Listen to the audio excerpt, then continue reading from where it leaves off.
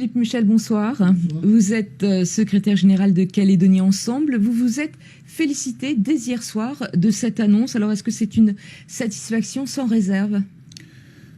Nous, on avait dit depuis l'origine, dès septembre, que le seul critère qui devait être pris en compte pour le choix de la date, c'était le critère sanitaire.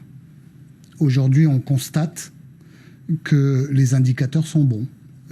On est à un taux d'incidence de moins de 100 alors qu'on était à 1200. On a 15 malades en réanimation alors qu'on était monté à près de 60.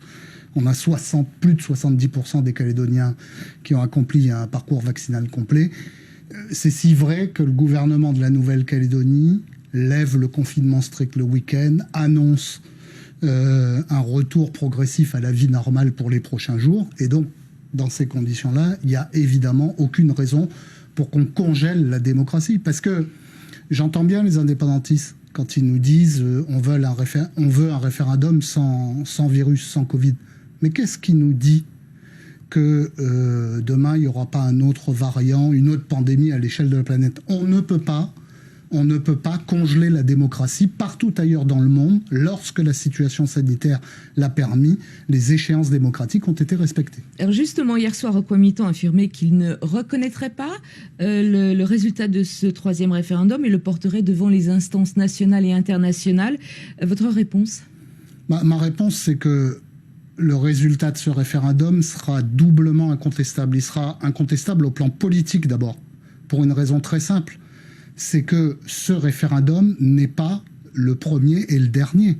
Ce référendum, c'est l'aboutissement d'une série de 3 référendums dont l'organisation, la sincérité et les résultats ont été salués par tout le monde, au plan local, au plan régional, au plan national, au plan international. Ce référendum, au plan juridique, il est organisé conforme comme les 2 premiers, comme l'ont demandé les indépendantistes, dans les mêmes conditions. Et la question de la participation en droit français n'est pas une cause de remise en cause de la sincérité d'un scrutin.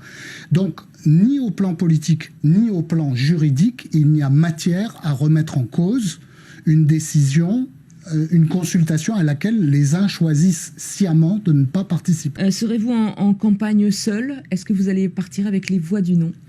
Alors, le contexte sanitaire, malgré tout, il pèse sur cette 3e campagne de l'accord de Nouméa, enfin de la consultation. On va avoir très peu de temps, moins d'1 mois. On va pas pouvoir faire des meetings et des réunions publiques. Donc, on va investir tous les moyens techniques, notamment les médias et Internet, les réseaux sociaux, pour essayer de porter la bonne parole. Est-ce qu'on fera campagne avec les loyalistes et les voix du non ? Non, nous ferons notre campagne. Mais par contre, nous Vous n'avez pas trouvé d'accord ? participerons. Non, c'est pas ça. Vous ne vous parlez pas ? Non, si, on se parle, il n'y a pas de difficulté là-dessus, mais chacun fait sa propre campagne. Par contre, on est en discussion en ce moment pour trouver des espaces où on fera campagne ensemble, où on participera à des manifestations de campagne ensemble. Avec des grands meetings communs ? Alors non, probablement pas des grands meetings, parce que je ne sais pas ce que sera la situation sanitaire et la jauge à ce moment-là. On a vu que le gouvernement l'a relâché pour la passer de 15 à 30, mais 30, c'est pas un grand meeting. Donc ça sera plutôt, et c'est ce dont on discute, des espaces d'expression en commun pour s'adresser aux électeurs favorables au